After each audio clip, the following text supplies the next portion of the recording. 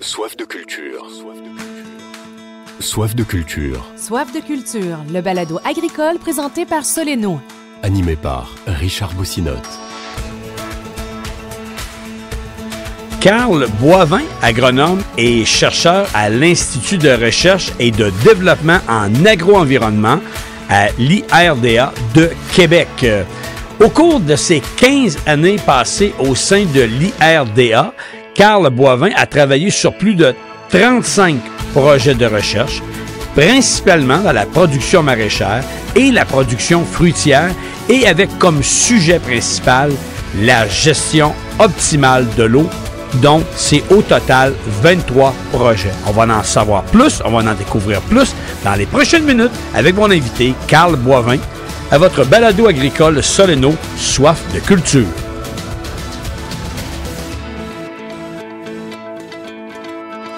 Bonjour, bienvenue. Mon nom est Richard Boussinotte. Merci d'être là. Aujourd'hui, mon invité, Carl Boivin, il est chercheur. Il est agronome et chercheur à l'Institut, en fait, on dit IRDA à Québec. Carl Boivin, bonjour. Bonjour Richard. Juste pour spécifier aux gens, on se connaît quand même depuis quelques années, alors ça va peut-être être plus le tu que le vous, là, parce qu'on était plus mal à l'aise un petit peu au début, on s'en est parlé tantôt. Oui, je préfère le tu, Richard. Je préfère le tu, bon, bien. Là, je vais commencer d'abord. Carl Boivin est agronome et possède une maîtrise en biologie végétale de l'Université Laval, puis il est à l'emploi de l'IRDA depuis 2002, d'abord comme étudiant, puis professionnel de recherche depuis 2007 comme chercheur. Quand on a fait le cours d'agronome, on a-tu dit on va se spécialiser dans la recherche ou c'est arrivé? Comment c'est arrivé? En fait, justement, j'ai commencé à l'IRDA en 2002, comme tu l'as dit, comme étudiant. J'étais un étudiant au bac en agronomie, puis comme étudiant d'été, l'IRDA engage les étudiants d'été. Puis là, on se retrouve à travailler finalement dans des projets de recherche souvent c'est un chercheur, mais on côtoie quand même aussi, on a l'occasion de côtoyer plusieurs chercheurs. Fait que je dirais que c'est quand même un environnement qui est propice à s'initier à la recherche. Fait que, éventuellement, j'ai travaillé ici quelques étés pour finalement décider il y avait un projet de recherche qui se prêtait bien à faire une maîtrise. Donc j'ai sauté sur l'occasion, puis c'est comme ça que j'ai fait ma maîtrise à l'IRDA, oui, avec l'Université Laval, mais aussi, sur un projet qui a été réalisé là, à l'IRDA. Fait que c'est un peu la façon que je suis arrivé ici. Puis l'étudiant, dans le fond, est resté à l'emploi, finalement. Il n'est jamais reparti, c'est un peu ça? Non, j'ai réussi à m'incruster, pas m'incruster, mais m'incruster. Ouais. Fait que, en initiant des projets, là, éventuellement, mais par la suite. Carl Boivin, je veux juste, pour spécifier les gens là qui sont avec nous, je veux nous, on dit IRDA, on sait, mais pour les gens qui nous écoutent, des gens de l'agriculture vont vous connaître. Vous êtes situé à Québec. On dit-tu le parc industriel, le parc Einstein ou la rue Einstein? C'est la rue Einstein, mais c'est le parc technologique que ça s'appelle. Il y a différentes... il y a le CRIC, là, qui est le centre de recherche industrielle. Pas le centre de recherche, mais en tout cas, il y a différents organismes là, qui sont rassemblés dans ce parc techno-là, dont l'IRDA. Nous, notre complexe scientifique. Puis l'IRDA, c'est quoi? Parce que vous avez un conseil d'administration, vous avez des gens de l'extérieur, je pense qu'il y a des producteurs. Juste pour spécifier, pour bien démêler ça pour les gens. L'IRDA, je dirais que c'est une quinzaine d'équipes de recherche. Moi, je suis en production végétale, mais il y en a en production animale, qui touche aussi à l'entomologie, à la phytopathologie, à la gestion de l'eau, différents thèmes de recherche. On a un noyau, quand même, le plus gros noyau est au complexe scientifique à Québec, mais on a aussi une plateforme de recherche qui est spécialisée en agriculture biologique à Saint-Bruno-de-Montarville, où il y a, je sais pas trop, mais je sais plus par cœur, mais il y a peut-être une cinquantaine de personnes qui sont là-bas. On a aussi une station de recherche à Deschambault, dans Port-Neuf. On a une à Saint-Lambert-de-Lauzon, là, sur la rive sud de Québec. Puis on a aussi un verger expérimental là, au parc Saint-Bruno, qui est près là, justement du site de Saint-Bruno. Donc c'est à peu près, je dirais, peut-être un peu plus qu'une centaine, là, 120, 125 personnes là, qui travaillent. On parle de recherche, évidemment, c'est toujours le nerf de la guerre, le financement. Comment ça fonctionne? Je pense qu'il y a le MAPAC, il y a le gouvernement un peu. Après ça, vous avez des projets privés, c'est un peu ça. Il y a des gens qui vous donnent un contrat. En fait, l'IRDA, à l'origine, c'était au MAPAC. C'était, je dirais, la branche recherche là, du ministère. Donc, à une certaine époque, fin années 90, le MAPAC a privatisé en fait, a créé différentes corporations, dont l'IRDA, mais il y a d'autres comme le CRAC, je pense qu'il y en a une dizaine ou une quinzaine, là, je les connais pas par cœur, mais fait que ça a permis, en fait, c'est là que l'IRDA a été créé. Donc, cette année, d'ailleurs, on fête notre 25e anniversaire, mais on fait de la recherche appliquée.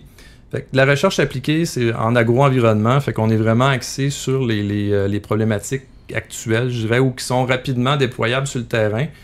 Donc, comment on finance tout ça? Il y a un financement de base qui vient du ministère de l'Agriculture, du MAPAC, mais aussi des programmes du ministère de l'Agriculture, mais d'autres aussi qui, justement, visent à régler certaines problématiques qui sont... Ça peut être de l'environnement, exemple, qui donnerait de l'argent pour un projet spécifique, oui?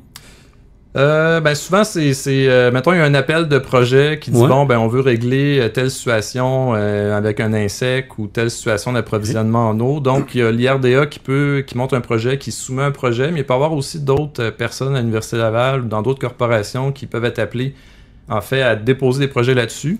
Souvent, c'est en collaboration avec le privé. Fait que, il y a différents modèles qui existent, mais ça s'appuie principalement sur, en fait, d'obtenir des subventions de recherche qui visent à régler certains problèmes. Quand on parle de recherche, souvent, on va penser que c'est comme... En fait, c'est international.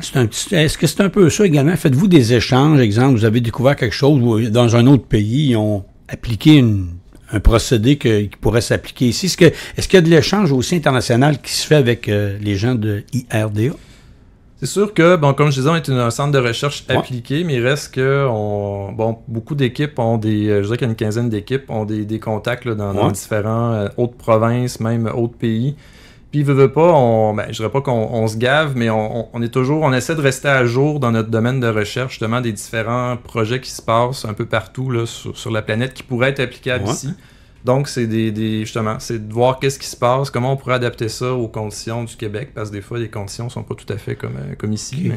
Avant de revenir au projet, je vois, ce que je lisais, là, IRDA, on dit, parmi les secteurs d'activité, sujets ou projets de recherche, on compte production animale, fruitière, maraîchère, puis grande culture.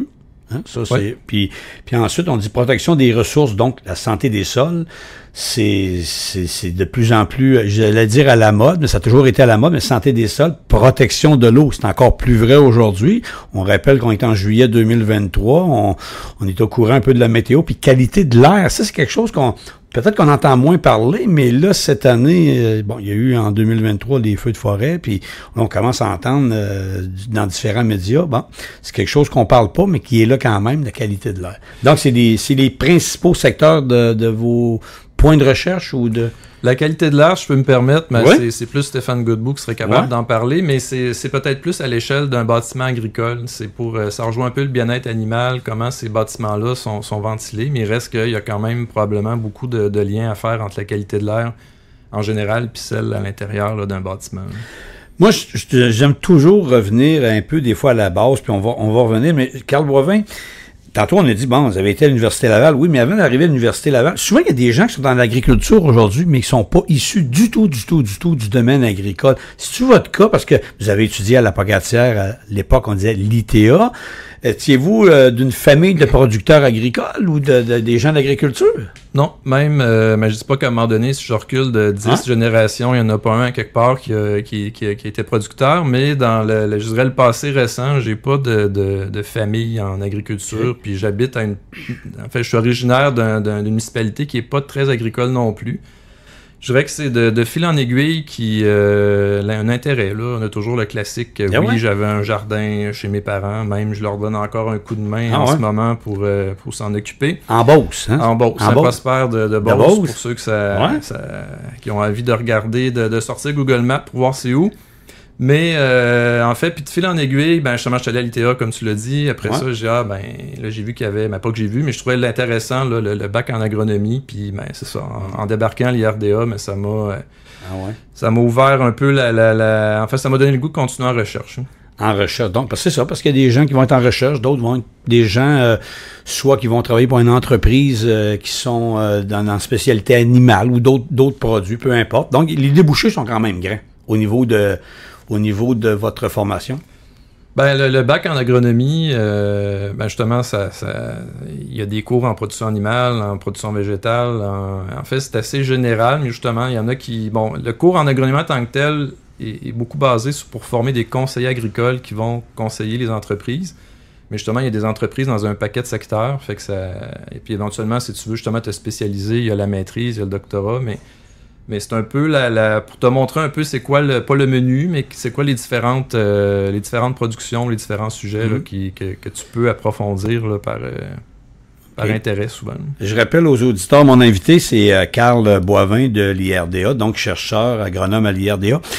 En fait, dans les notes que j'avais, parce que j'ai des gens qui m'aident un petit peu à faire, évidemment, des recherches, un petit peu beaucoup, on dit, en tant qu'agronome spécialiste et chercheur en gestion de l'eau, pourrais-tu nous donner, Carl, un aperçu de tes responsabilités quotidiennes ou le rôle auprès des producteurs, productrices agricoles, parce que tu as quand même une branche il y en a quelques-unes, mais entre autres, je voyais le maraîcher, mais il y a aussi au niveau de la gestion de l'eau. Et nous, Soleno, évidemment, on est dans la maîtrise de l'eau pluviale. Je dirais que, officiellement, on s'appelle l'équipe en régie de l'eau. Régie de l'eau en production fruitière et maraîchère. On est, ça varie un petit peu selon les années, là, mais on est à peu près 7-8 personnes dans l'équipe. Moi, je suis chercheur, il y a des professionnels de recherche, il y a des techniciens agricoles, il y a aussi des étudiants l'été. Donc, on a, comme je disais tantôt, on a des plateformes de recherche, des centres de recherche où il y a une certaine activité qui se passe là. Moi, je suis davantage... En fait, mes projets sont beaucoup sur les entreprises agricoles. Cette année, l'année passée, j'étais sur une quarantaine d'entreprises, là, pas dans chaque région au Québec, mais fait que si on veut faire un projet dans les grandes cultures, on cherche des producteurs qui, finalement, font des grandes cultures, mais on est chez les producteurs de bleuets sauvages au lac Saint-Jean, mais bleuets nains, on appelle ça, je pense, bleuets sauvages cultivés maintenant. Les pommes de terre, les plantes fourragères, les fraises, le maraîchage et les légumes, mais toujours avec une thématique qui porte sur la gestion de l'eau. Puis je dirais que, pas en finissant, mais pour peut-être essayer de répondre un peu mieux à ta question, l'équipe, en fait, ce qu'on essaie de faire, c'est de diminuer la vulnérabilité des systèmes agricoles au déficit hydrique ou au stress hydrique. L'irrigation, souvent on pense à l'irrigation, c'est une méthode qui est très efficace pour diminuer cette vulnérabilité-là, mais il y a un paquet d'autres facteurs, en fait, auxquels il faut s'intéresser, comme l'approvisionnement en eau. Est-ce que les systèmes culturaux tels qu'on les connaît pourraient être améliorés pour faire un meilleur usage de l'eau, les façons de faire. Fait que oui, quand c'est une question d'irrigation, c'est d'améliorer la gestion de l'irrigation, mais c'est de voir en fait comment cette eau-là qui provient de la pluie ou qui provient d'irrigation, en fait, s'intègre au système culturel. Puis comment on pourrait améliorer l'efficacité, là. En bout de ligne, c'est vraiment que la culture ait que l'eau utilisée, que l'eau apportée au système culturel ait la meilleure efficacité d'utilisation possible. OK. Je vais revenir tantôt parce qu'ils avaient plusieurs branches, mais mettons, moi, je suis un producteur. C'est-tu moi qui vous appelle? Comment ça fonctionne? J'ai un projet parce qu'on veut toujours s'améliorer. Alors, moi, je suis producteur, peu importe, dans un maraîcher, dans fraise. Mais je vois peut-être une opportunité, mais j'ai besoin d'aide, puis je sais pas où commencer. Alors, est-ce que c'est le producteur qui vous contacte ou c'est via un autre organisme ou comment ça fonctionne? Je dirais qu'il n'y a pas de chemin tout tracé, là. Okay. Je dirais que tous les exemples ont déjà été explorés, mais souvent, je prenais l'exemple, en ce moment, on est chez, je pense, une douzaine de producteurs de fraises, encore là dans différentes régions. On a fait affaire avec l'Association des producteurs de fraises framboises pour dire, il y a une thématique de gestion de l'eau, on va identifier des entreprises chez qui on va s'installer. Fait que souvent, c'est des fermes qui sont intéressées à faire des projets parce que, on essaie de déranger, entre guillemets, le moins possible l'entreprise ou le producteur, mais il reste qu'on est là. Puis, je dirais que c'est c'est un peu la façon de faire. Dans d'autres cas, c'est... il y a toutes les... Un peut t'appeler, ça peut être un organisme. C'est sûr que c'est plus souvent... un aspect important des projets de recherche, c'est que ça prend quand même des fonds. Ça prend de l'argent. Fait que souvent, il faut monter un projet, il faut qu'il y ait une fenêtre. Des fois, les programmes ne sont pas toujours ouverts. Il faut qu'il y ait une fenêtre. Mais on est toujours ouvert à discuter avec les producteurs. Après ça, quand il y a peut-être un programme qui sort, ça serait peut-être l'occasion de déposer dans un projet qui pourrait en faire régler ou du moins traiter cette problématique-là. Puis, mais vous êtes souvent sujet à attendre, y a-t-il un programme, y a-t-il quelque chose qui existe? Exemple, si je m'en vais dans le maraîcher, mettons, on m'en va dans les fraises, je voyais qu'il y avait une association qui existe des producteurs de fraises ou de framboises. Donc, est-ce que le producteur, lui, va en mettre un peu? Des fois, l'association peut en mettre aussi parce que ça va bénéficier à tout le monde par la suite. Après ça, il y a le gouvernement, évidemment. Oui, parce qu'essentiellement, on fait un peu de recherche privée aussi, mais essentiellement, c'est de la recherche publique. Fait que c'est sûr que l'essentiel des fonds vient du public, mais souvent, en tout cas, il il y a certaines associations de producteurs aux fédérations qui ont un fonds de recherche pour justement permettre de déposer et développer des projets comme ça. Là, il y a toujours une partie de contribution, si on veut, je ne veux pas endormir personne, mais contribution en argent ou en participation de nature qu'on appelle. Là, justement, qu'on est sur une entreprise, mais le producteur participe, il donne son temps au projet, on prend une partie de ses terres, on essaie de ne pas faire de catastrophe. Là. Mais... Carl Boivin, là, on a vu dans les dernières... Parce que je voyais, tu sais, vous occuper en fait, du fruitière, du maraîcher, puis tout ça. Puis on a vu avec, il y a quelques années, évidemment, là, on est en juillet 2023, je le rappelle, mais...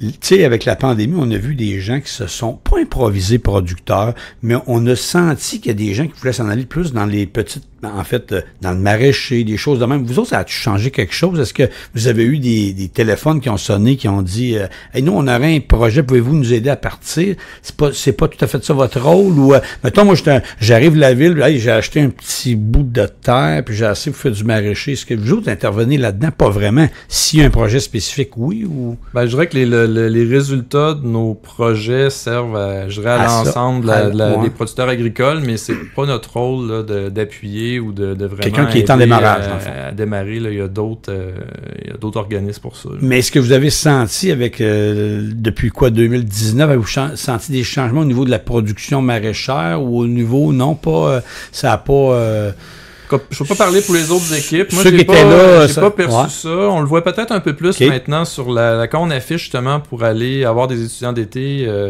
On dirait qu'il y a on sent quand même qu'il y a un engouement dans les écoles d'agriculture ou que on enseigne. Pas par le passé, mais dans le passé récent, on a vu peut-être c'était plus difficile de recruter. Là, on sent peut-être qu'il y a un petit peu plus de monde là, qui sont intéressés là, par ce domaine-là d'études. OK. Carl Boivin, là, je reviens à l'eau, parce que la gestion de l'eau est importante. Là, cet été, je me répète, mais tu sais, on est en juillet, on est en 2023. C'est important de se rappeler de la météo. Il y a des places, il y a de la pluie extrême, puis il y a d'autres places, c'est les feux. Il n'y a pas de... Comment vous voyez ça, l'avenir, tu sais, comment... Parce qu'on le voit, là, veut pas, ça change. On dit c'est pas nouveau. Non, c'est pas vrai. Ça change tranquillement. On le voit qu'il y a des gros coups d'eau. Alors pour vous autres, éventuellement, ça va emmener des nouveaux défis, des nouvelles, parce qu'il y a des productions qui sont plus affectées que d'autres. C'est sûr que on reste toujours, comme tantôt, on reste toujours, on veut rester à jour. À jour, on est à l'écoute là, des problématiques du milieu. Moi, j'ai mes lunettes de gestion de l'eau. Souvent, quand on parle de vulnérabilité au stress hydrique, on parle souvent d'un manque d'eau, mais ça peut aussi être occasionné par un surplus d'eau. Fait que l'entreprise agricole, elle a un paquet, hormis l'irrigation, il faut qu'elle gère la mise en marché, souvent la gestion des maladies, des insectes, tout ça, la main-d'œuvre, mais même dans la gestion de l'eau, elle doit, quand il y a des périodes où il n'y a pas de précipitation, il faut qu'elle intervienne pour pallier à ça.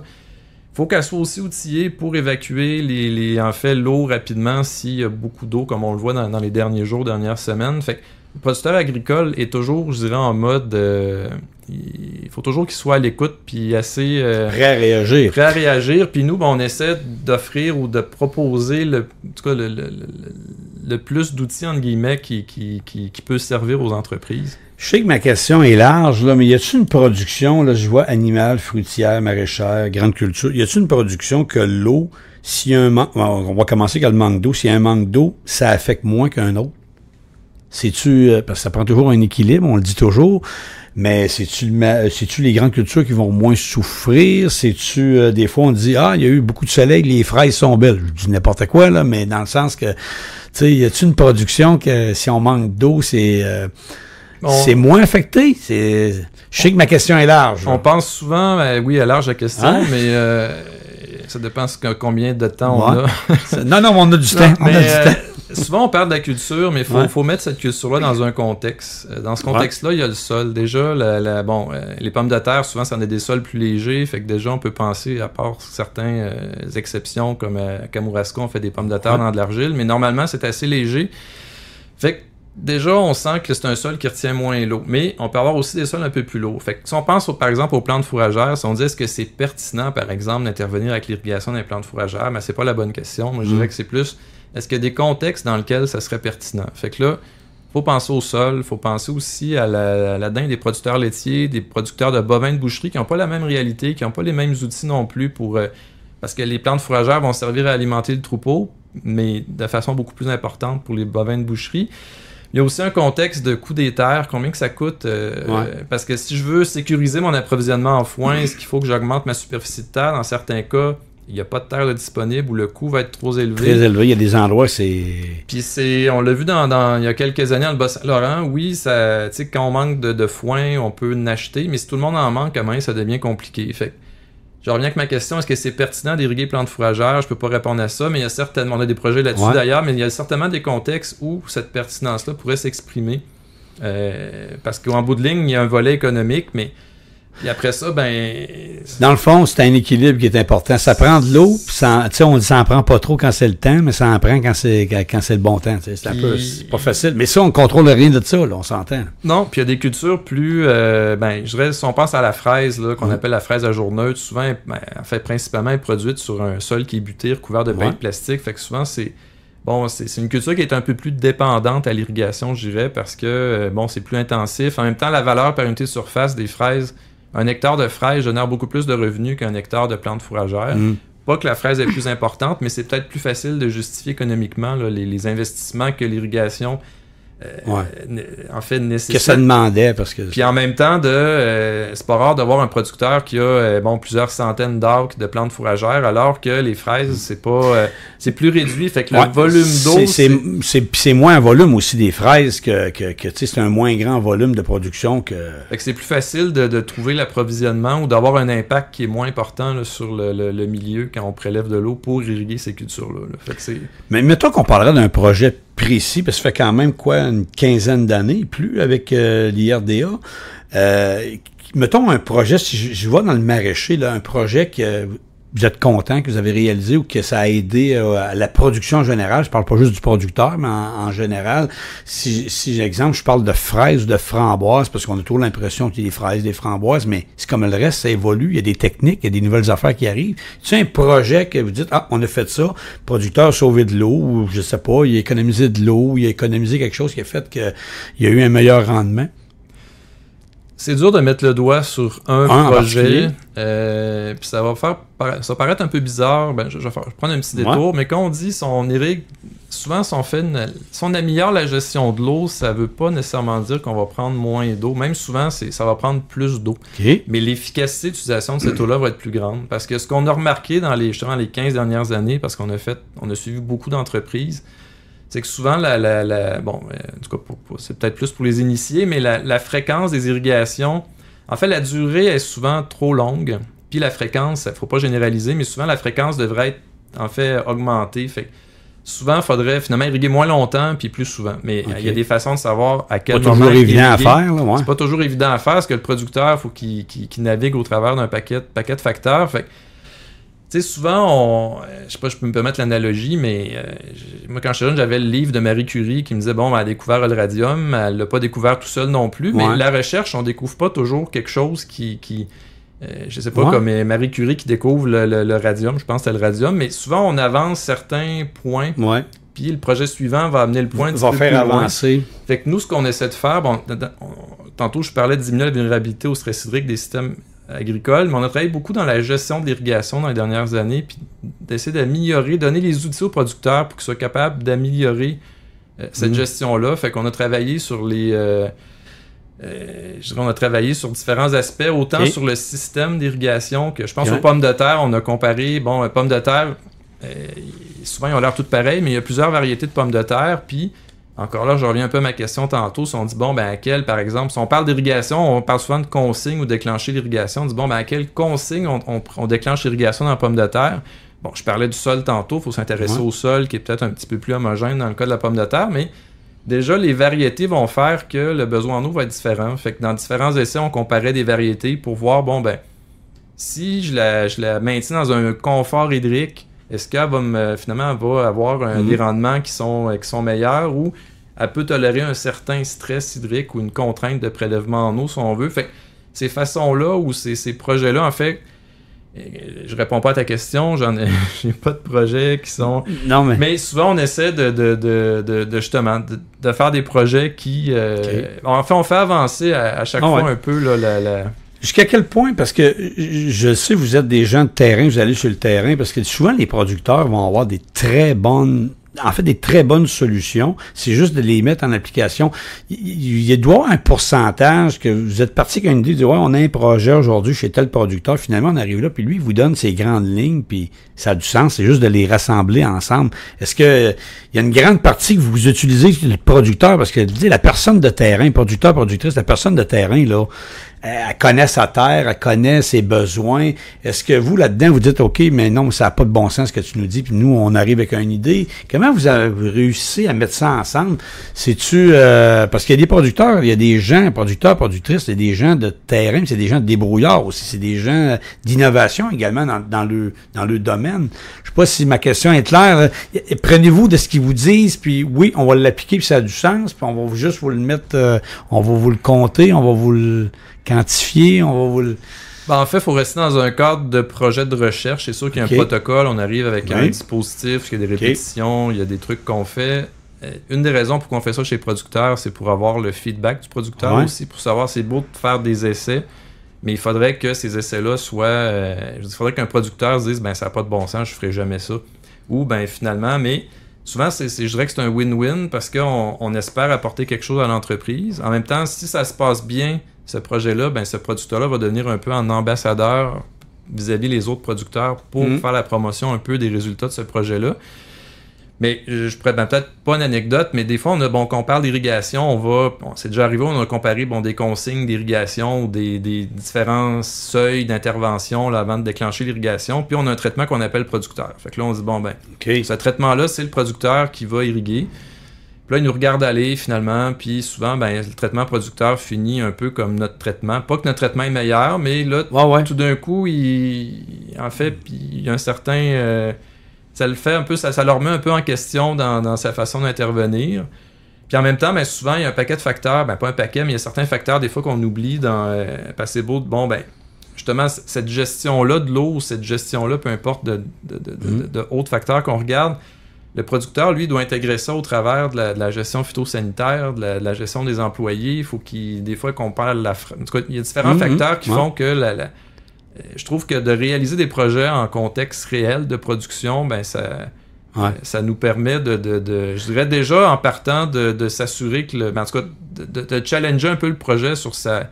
je cherche le mot, là, mais sur mais quand vous arrivez, les producteurs, dans le fond, vous avez une belle réception des gens, parce que en réalité, si vous arrivez à une place parce qu'ils ont un besoin ou vous avez expliqué comme il faut avant votre projet de recherche, là.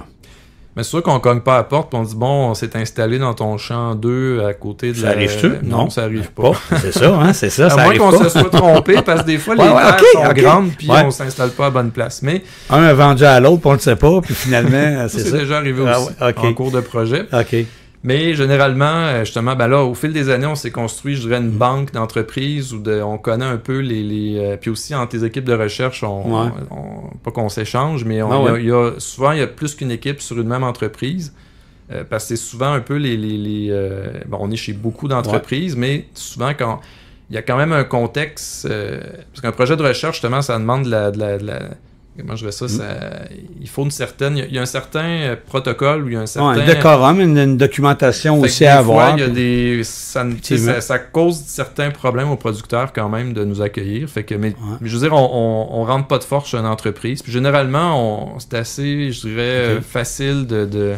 Parce que je finirai en disant que le producteur chez qui on est, oui, c'est de la recherche publique, mais si on fait un projet qui dure 2-3 années, lui, il est comme je dirais, il est un spectateur privilégié de ce qu'on fait. Puis lui, oui, c'est public, mais il peut déjà pour lui, il y a un avantage par rapport aux autres qui... Exactement, parce qu'il va l'avoir vécu.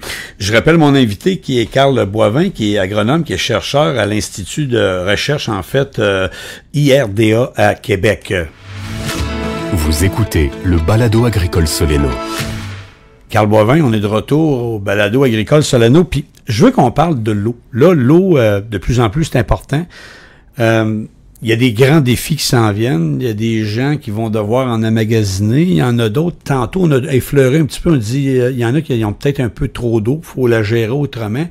Mais en 2023, en 2024, là, On a tous peur de manquer d'eau. Je pense qu'il y a beaucoup de producteurs également qui ont des besoins. Comment on va gérer ça? Là? On a-tu déjà commencé à préparer des projets de recherche? On a-tu des idées? Pas simples, facile à dire, mais pas facile à faire. C'est quoi les grands défis? La peur de manquer d'eau? Parce qu'il y a plusieurs cultures, vous allez me dire. Il y a des grandes cultures, il y a du maraîcher, il y a de l'animal. Ça prend de l'eau. Je pense à des producteurs qui ont peut-être 200, 300, 400 vaches. Ils ont besoin d'eau. C'est pas... Puis on voit des sécheresses, des fois, qui sont de plus en plus longues. Pas évident. C'est pas évident, puis je dirais que c'est une problématique qui s'attaque, entre guillemets, via différents... en fait, il y a différents axes d'attaque. Franchement, il y a l'approvisionnement, il y a la gestion de cette eau-là. Même dans un contexte qui est pas irrigué, il y a quand même en fait... pas simple, hein? Non, mais c'est pas. Non, mais je comprends parce que le défi, c'est l'eau. C'est l'eau. Moi, je vois des gens, je manque d'eau. D'autres, ils ont dit, on aimerait ça peut-être la récupérer, parce que finalement, j'en ai un surplus. Comment je peux, je peux-tu la magasiner? Je peux-tu en garder? Qu'est-ce que je peux faire avec? Dans le fond, je sais que la question est large, mais le défi de l'eau est extrêmement important pour les prochaines années. Moi, je dirais que peut-être ce que j'essaie de proposer aux producteurs, ou aux producteurs, oui, mais c'est peut-être d'y aller, c'est d'essayer d'évaluer à quelle vulnérabilité sont exposés, leur vulnérabilité au déficit, au stress hydrique. Ça, c'est de faire vraiment le tour de tous les usages de l'eau qu'il y a sur une ferme. Parce qu'on pense, oui, à l'irrigation, mais il y a aussi la pulvérisation des pesticides. Il y en a qui hébergent beaucoup de main-d'œuvre. Si on pense aux productions fruitières, surtout aux fraises. Il y a aussi le lavage des légumes qui peut prendre de l'eau. Il y a aussi, il y a différents usages. On n'a pas idée, mais ça consomme beaucoup, là. Ça peut consommer beaucoup. Puis, il y a différentes aussi exigences de qualité dans tout ça. Fait que ça, oui, des fois, le volume y est, mais des fois, la qualité ne répond pas aux exigences que l'usage en question, exige. Fait que, déjà, il faut faire le tour de tous les usages, puis il faut essayer d'y aller le plus quantitativement possible, puis ça c'est difficile, puis voir c'est quoi mes besoins. Bon, pesticides, le lavage des légumes, ça s'évalue bien. Souvent qu'on dit, bon, en contexte, est-ce qu'il faudrait que j'irrigue? Parce que les producteurs qui irriguent, est-ce qu'ils peuvent améliorer leur gestion de l'eau? Probablement. Il y a des producteurs qui irriguent pas, qui se posent la question, est-ce que je devrais investir pour irriguer? Dans certains cas, c'est évident, mais dans d'autres, ça ne l'est pas. Puis des fois, on peut... Moi, je dirais ça c'est pour ça que je parlais de quantitatif tantôt, parce qu'il faut essayer d'appuyer ça sur des aspects, en tout cas, d'essayer de le mesurer le plus quantitativement possible, mais encore là, c'est difficile, parce que c'est facile de se laisser emporter par les émotions. Je suis pas producteur, mais souvent, des fois, quand on intervient avec l'irrigation, des fois, c'est pour calmer le stress du producteur avant de calmer le stress hydrique de la plante. Mais parce que on n'a pas... En fait, ça existe tous des producteurs, exemple, qui sont le long du Saint-Laurent, on peut pas pomper dans le Saint-Laurent, c'est salé, ça serait techniquement ça pourrait se pomper, mais ça faudrait que ça soit comme traité. Je lance ça à titre d'exemple de même. Là. Il y a un exemple à l'île d'Orléans d'un producteur qui puise, qui prélève de l'eau dans le fleuve. Est-ce qu'il y a le doigt? Ça, c'est légal? Non, c'est légal. C'est légal? OK. Le chemin, quand même, ça demande un certain chemin, parce que ça implique là, des traitements puis tout des ça. instances fédérales, provinciales, municipales pour les traitements. Là, je suis pas un spécialiste. Pas des traitements, mais des Non, mais au moins, ça se fait, c'est ça, je savais pas si... Parce que bon, oui, le fleuve est salé, mais le front salin arrête à peu près là, un peu à la pointe de l'île d'Orléans. Puis bon, c'est pas. Il y a une certaine salinité qui peut être tolérée. Mais cette eau-là, d'ailleurs, ça a fait même il y a eu des projets à l'IRDA qui ont été réalisés là-dessus, sur justement parce qu'on pompe au fleuve.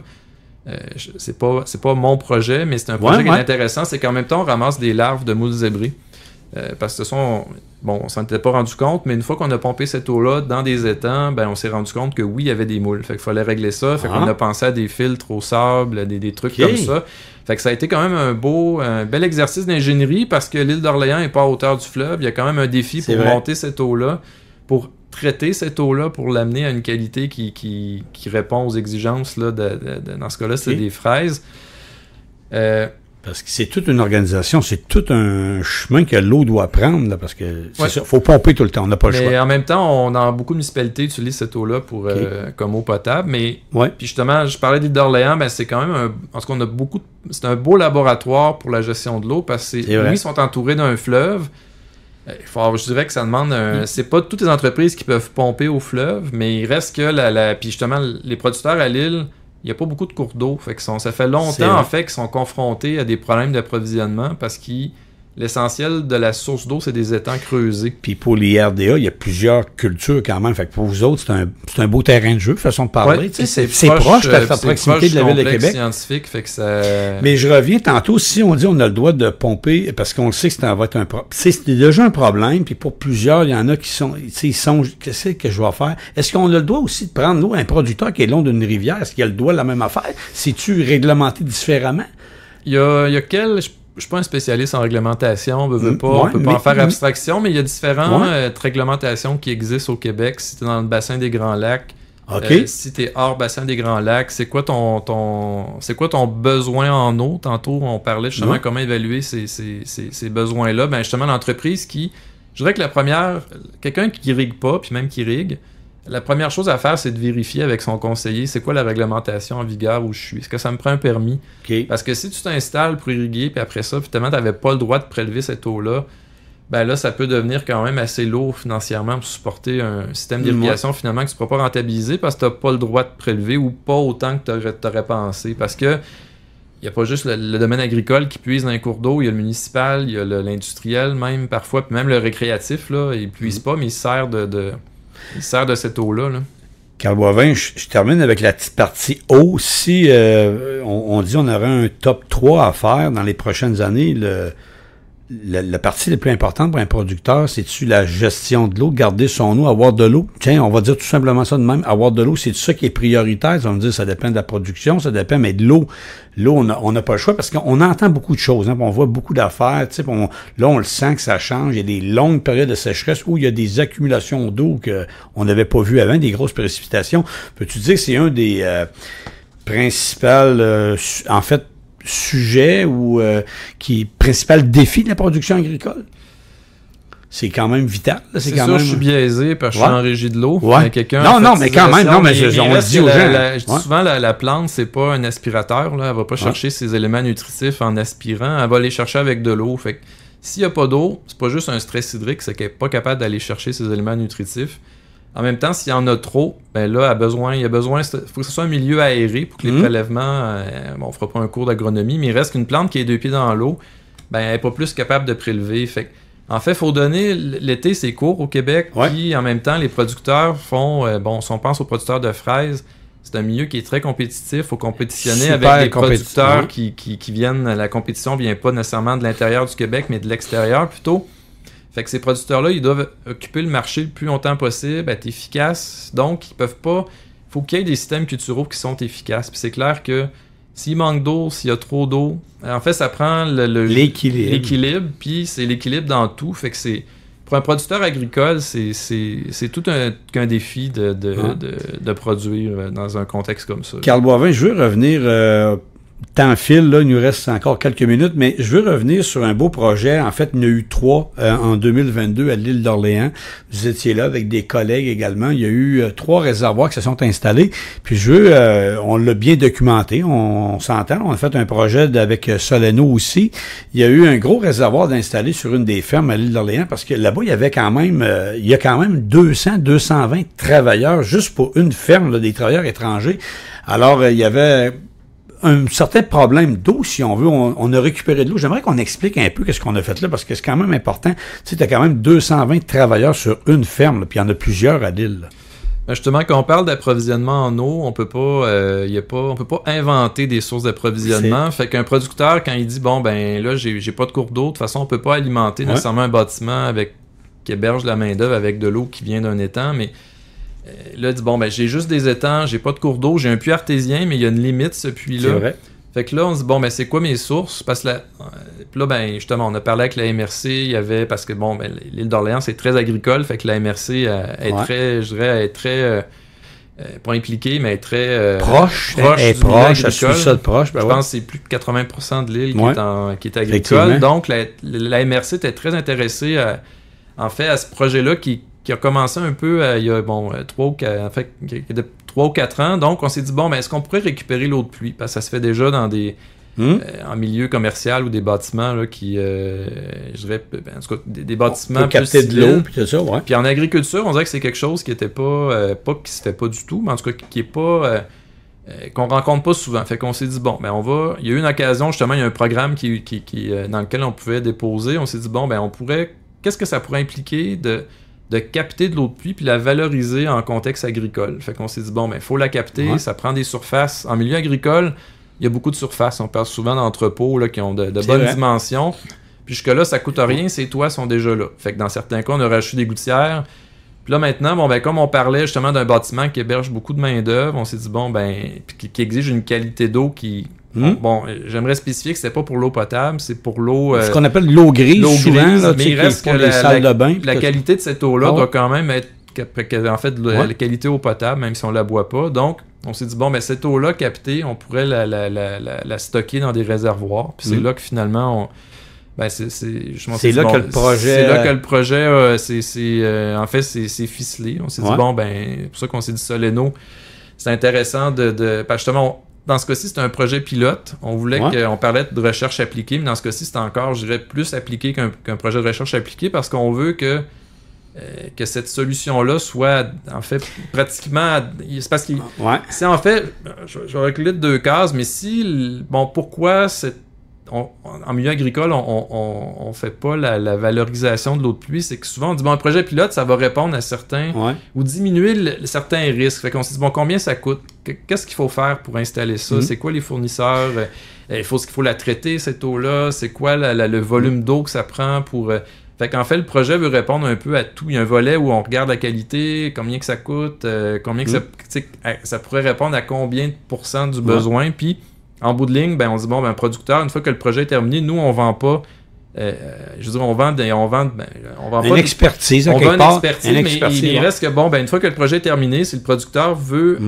faire de la valorisation de l'eau de pluie, ben, il peut appeler des entreprises, puis ben, il y a un compte, quelqu'un va répondre, mais justement, c'est pas nous qui vont appeler, mais c'est justement une entreprise comme Soleno ou une autre entreprise. Parce que le projet qu'on parle, c'est un 35 mètres cubes d'eau, ça a permis, tu sais, il y avait quand même, comme on dit, 220 travailleurs environ, fait que ça a servi à de l'eau grise, donc c'est de l'eau, normalement, qu'on aurait puisé d'un puits, puis qui aurait servi pour la salle de bain, exemple, la toilette, ben là, c'est de l'eau qu'on a captée, puis qu'on a emmagasiné, puis qui va servir, en fait, qui sert actuellement un peu là, à tout ce qui est le système sanitaire. Oui. Est-ce que... Parce que je pense que c'est pas fréquent de capter l'eau. On commence peut-être juste à y penser un peu plus ou à le réaliser qu'il va falloir la capter puis de l'emmagasiner. Parce que ça, c'est un des beaux projets. C'était peut-être pas les premiers que vous aviez fait, mais est-ce qu'on devrait plus en faire des projets comme ça, puis de commencer à y réfléchir, de la capter, l'eau, à partir des bâtiments? Parce que les bâtiments, c'est une belle source d'approvisionnement là, quand il pleut, là, avec une gouttière, puis tout ça, c'est pas très compliqué à installer ensuite. Là. Non, ben moi, je trouve, c'est sûr que je reviens toujours avec mon contexte. Il y a des producteurs qui manquent pas d'eau. Maintenant, est-ce que c'est... il en manque pas là. Il en manque pas là. Puis même, on n'est pas rendu à cette échelle-là, mais la MRC aussi voyait une certaine... je dirais pas une externalité, mais je veux dire, à un moment donné, quand il y a des gros coups d'eau, ça fait de l'érosion, ça peut briser en tout cas des aménagements là, routiers. Fait que, bon, c'est pas avec les 2-3 sites qu'on a à l'île d'Orléans qui va faire qu'on va sauver le chemin royal, mais il reste qu'éventuellement, si les gros coups d'eau sont un peu, pas nécessairement tout captés, parce qu'on veut pas tout capter, mais au moins que qu'on en capte une partie, ça peut, en plus, en fait, de diversifier les sources d'approvisionnement, mais ça peut aussi peut-être minimiser les impacts que ces coups d'eau-là peuvent avoir. Donc, il y a quelque chose là, c'est un beau projet pilote, puis je pense qu'il y a... Puis après ça, des fois, on part d'un projet pilote, puis il y a toujours place à l'amélioration, où il y a d'autres idées qui vont germer, qui vont arriver également. En terminant, Carl Boivin, parce qu'il nous reste quelques minutes, là, c'est vrai, mais je veux qu'on parle un peu des sols. On parle souvent des sols. Les sols, on dit les sols sont compactés. C'est-tu un peu votre terrain de jeu? Parce que moi, j'entends souvent, je veux faire un projet de drainage, mais est-ce que votre sol est compacté? Tu sais, puis c'est souvent le problème. Je pense qu'il y a plein de gens qui ont fait presque toute leur carrière à dire, expliquer aux producteurs, les terres sont compactées, faut en prendre soin, faut lui donner de l'amour, faut commencer à penser à quelque chose. C'est quelque chose que vous voyez, moins peut-être dans le maraîcher, la compaction, mais plus dans les grandes cultures? Tantôt, je parlais qu'on cherche des moyens à diminuer la vulnérabilité au stress hydrique des cultures. La compaction, je dirais que ça fait partie de ça, parce que quand le sol est compacté, la culture s'enracine moins bien. Fait que la culture, elle peut pas aller chercher l'eau où il n'y a pas de racines. Fait que si, par exemple, au lieu d'avoir un 40-45 cm d'enracinement, on a 30 cm, on vient de se priver d'une bonne partie de l'eau qui finalement, va se retrouver ne sera pas valorisé par la culture. Fait que déjà, la compaction a cet effet-là. En même temps, à un moment donné, on était dans un champ de pommes de terre, puis on s'est dit, bon, les sols sableux, c'est pas vraiment, il n'y a pas vraiment de compaction là-dedans. Mais là, on parle plus de couches indurées, mais même, il y a beaucoup de passages de machinerie dans des champs de pommes de terre, puis on se rend compte que, parce qu'on instrumente beaucoup, je ne rentrerai pas dans les détails, mais souvent pour suivre le statut hydrique du sol, on installe beaucoup de sondes, puis on avait de la misère à installer nos sondes, parce que même si c'était du sable, à une certaine profondeur, il y a une couche où les racines ne passaient pas. Fait que c'est sûr que la compaction, c'est un problème. C'est facile de dire aux producteurs, faudrait que tu règles ton problème de compaction, mais je comprends que c'est pas simple. C'est pas simple. Il y a un paquet mais il y a sûrement des choses qu'on peut faire pour, du moins, diminuer la... Parce que c'est un sujet qu'on entend. On le sait, les producteurs sont au courant, ils savent, mais à un moment donné, ils ont une obligation de production également. On le disait tantôt, tu peux pas acheter des terres parce que tu n'en inventes pas des terres non plus. Tu sais, tu peux pas... Alors... Tu essaies de... Fait que ça va être un défi, ça aussi, également, là, au niveau... Est-ce que c'est quoi qui peut sauver ça? C'est-tu des robots qui vont rentrer dans le champ au lieu d'un gros tracteur? C'est quoi qui va sauver ça? Parce que ça commence à se parler beaucoup. Il commence à avoir des tracteurs autonomes, on va le dire de même, ou des plus petits tracteurs. C'est sûr que la machinerie, en général, elle n'a pas rapetissé, elle a grossi, puis tout ça, mais ça écrase le sol. Fait que puis souvent, on est un peu... Justement, la saison est courte, je fais un cours en compaction, mais...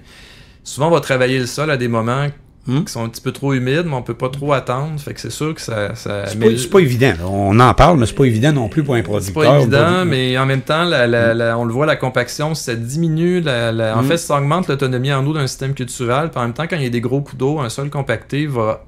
En fait, l'eau va peut même rester stagnante à la surface du sol. On l'a vu là dans... mais c'est un défi. C'est un gros défi. Ça va prendre quoi? Ça va être quoi l'invention? Il y a peut-être quelque chose il y a quelque chose là, ça c'est sûr. Que moi je garde... c'est sûr qu'il y a une solution. Puis de revenir avec de plus petits équipements, c'est pas évident, les terres sont plus grandes. De revenir tous des producteurs agricoles, je sais pas. Mais il reste que c'est pas toutes les terres non plus qui sont compactées. Fait qu'à quelque part, il y a certainement de l'espoir. Carl Boivin, en terminant, là, je sais que c'est pas évident, mais, tu sais, après 15 ans de recherche, j'avais fait je sais pas combien de projets, énormément de projets. Il y en a-tu un sans, tu sais, c'est pas une question, mais tu sais, il dit, ça, là, ça a fait avancer, ça a fait qu'aujourd'hui, regarde, les producteurs ont sauvé ça, ou, il y en a-tu un, parce qu'on veut pas, on a toujours un petit projet chouchou, il y a toujours quelque chose, là, plus que je m'attends pas qu'on parle de mon réservoir à l'eau, mais d'autres choses là, en 15 ans là, parce que là ça serait exagéré, mais je comprends. Mais ce que je veux dire, y a-tu quelque chose des fois c'est pas des grosses affaires, mais qui ont changé complètement une façon de faire ou une production, puis ça va arriver, hein, parce qu'on a tout le temps fait ça de la même façon, puis pendant des années, puis aujourd'hui il arrive quelqu'un qui nous dit tu devrais le faire de la même finalement. Ouais, c'est pas bête, mais c'est pas évident le changement non plus là.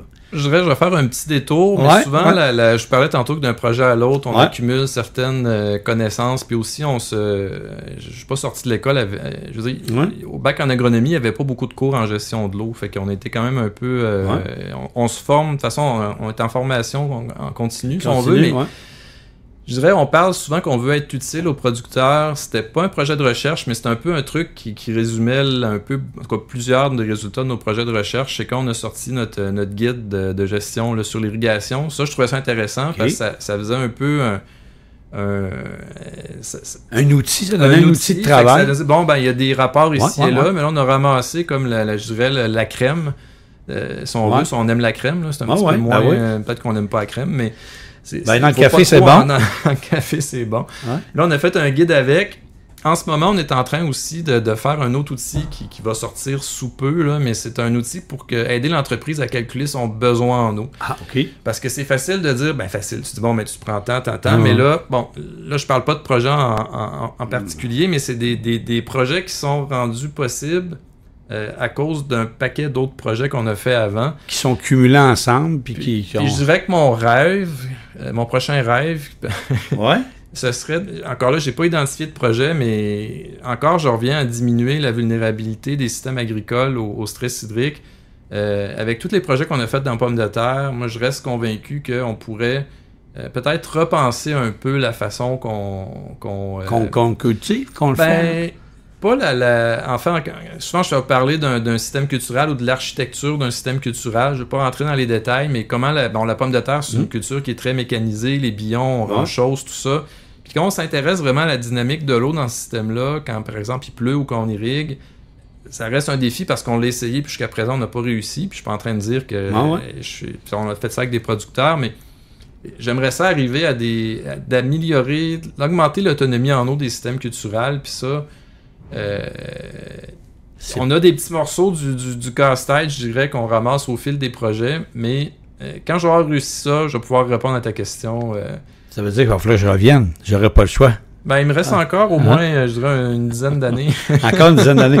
Non, mais dans le fond, mais il y a des beaux projets que vous avez réalisés aussi, qu'on en est fiers. On peut-tu en nommer un? On peut-tu, sans nommer la place, ou nommer peut-être, c'est-tu dans le maraîcher? C'est-tu dans les, je sais pas, moi. Ben, on vient de finir un projet en ce moment dans les bleuets, les bleuets nains ou les bleuets sauvages cultivés au lac Saint-Jean. Je trouve que c'est un secteur comment je dirais ça, c'est un beau terrain de jeu pour l'instant. On a fait des essais avec l'irrigation, oui, mais avec aussi du travail de sol ou des trucs justement pour améliorer l'autonomie en eau des systèmes culturels. Puis ça, je dirais que c'est un projet que j'ai trouvé vraiment intéressant. Mais en même temps,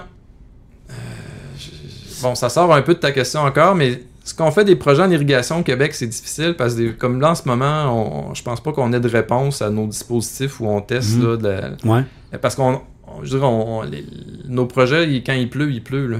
Mais écoute, les bleuets, c'est une belle. Les bleuets, c'est un beau secteur, les pommes de terre aussi, les fraises. En fait, je trouve que chaque projet ça demande beaucoup d'énergie faire un projet. Mais on est content après, c'est ça. Mais fait que je dirais que chaque projet qu'on monte, c'est un peu c'est parce qu'on a vraiment on souhaite, puis on espère, puis on veut qu'il change de quoi. Puis je dirais pas que j'aime tous les projets égales, mais je dirais les projets qu'on monte souvent, c'est parce qu'on y croit. Puis la quantité d'énergie qui est mise là-dedans, ben c'est... Les bleuets, c'est encore le lac, c'est encore la place, c'est encore pour... Y a-tu d'autres places au Québec? Je dirais que ça ramasse peut-être 87-10% de... Ça dépend des statistiques qu'on regarde. Il y a un petit peu de canneberge aussi au lac, parce qu'on dit que les terres peuvent être similaires. J'ai-tu raison de dire ça? Il y a certains producteurs qui font de la canneberge. C'est sûr que c'est surtout concentré dans le centre du Québec, mais je dirais qu'il y a un potentiel important de développement sur la Côte-Nord pour le bleuet. Puis on retrouve certaines superficies dans Capitale-Nationale, Charlevoix aussi un peu. Il y a des tourbières qui en ont un peu de bleuet, je pense, ou du... Oui, non. Il reste qu'il y a encore de la cueillette en forêt. Là, j'ai pas parce que le bleuet... une des particularités du bleuet, c'est on l'implante pas, il est là dans certains contextes. Là, souvent, c'est des qu'on retrouve du pin gris. On coupe la forêt de pin gris, puis tranquillement, pas vite, les bleuets en fait se prennent le dessus. Fait que ça, justement, c'est une culture qui a beaucoup de défis parce que tu as une variabilité génétique qui en fait, on parle de colonies, mais souvent quand on parle de fraises ou de pommes de terre, c'est des plants qui génétiquement se ressemblent beaucoup. Donc, quand on fait des essais, la réponse est plus, plus constante il y a d'autres facteurs qui font que c'est variable. Mais dans le cas du bleuet, tu as une variabilité des fois qui est due au sol, à la topographie du sol, mais aussi à une variabilité génétique qui a beaucoup d'avantages parce que c'est pas tous les plants qui vont être sensibles peut-être aux mêmes contraintes de stress hydrique, mais je trouve que c'est une culture importante au Québec, les superficies sont grandes, puis pour l'instant, il n'y a pas beaucoup d'irrigation, mais on sent qu'il y a un intérêt, puis si ces superficies-là sont appelées à de plus en plus s'équiper pour être irriguées, ben je souhaite que ça soit dans ce que j'appelle une gestion raisonnée de l'irrigation. Puis on dirait qu'on a la chance peut-être des accompagner.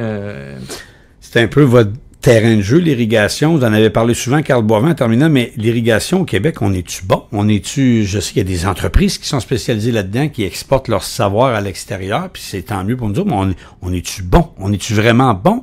On est dans les meilleurs dans l'irrigation? Au niveau de développement, au niveau recherche, au niveau en général, au niveau... moi, je suis convaincu que oui. Non, mais c'est... on n'est pas la seule équipe. Il n'y a pas juste l'IRDA il y en a d'autres, qui est en gestion de l'eau. Il y a d'autres équipes. Mais je dirais que c'est encore un secteur qui est peut-être... qui n'a pas autant d'intervenants qu'il y en aurait en gestion de la fertilisation ou en gestion des phytosanitaires. Puis je dirais que c'est un défi parce que... je dirais le bac en agronomie, pour revenir à la formation académique, forme de très bons conseillers justement pour la gestion phytosanitaire, la fertilisation, mais il n'y a pas beaucoup de conseillers qui sont adéquatement formés en fait pour accompagner les producteurs en gestion de l'eau. C'est pourquoi on fait, oui, de la gestion, pas de la gestion, mais on fait des projets de recherche, on fait des projets pilotes, mais on est très présent aussi dans le transfert. On essaie d'intégrer les conseillers agricoles à nos projets de recherche. On essaie de faire beaucoup de vitrines. En fait, on essaie parce que c'est une chose de faire des projets, mais il faut que cette information-là se rende jusqu'au producteur. Puis, du moins, je pense qu'on est excellent en recherche. Je dirais que la partie où il reste probablement, tout le monde peut s'améliorer, mais je dirais que il faut maintenant que le service conseil sur le terrain réussisse à... En fait, il y a un développement à faire pour le service conseil. Mais j'en ai une dernière, là, parce que c'est la mesure. Puis là, je vois le temps qui avance, c'est comme plus de temps, mais j'en ai une dernière. Parce que Carl Boivin, depuis que vous avez... Tu sais, en fait, vous êtes sorti de l'école, vous avez commencé...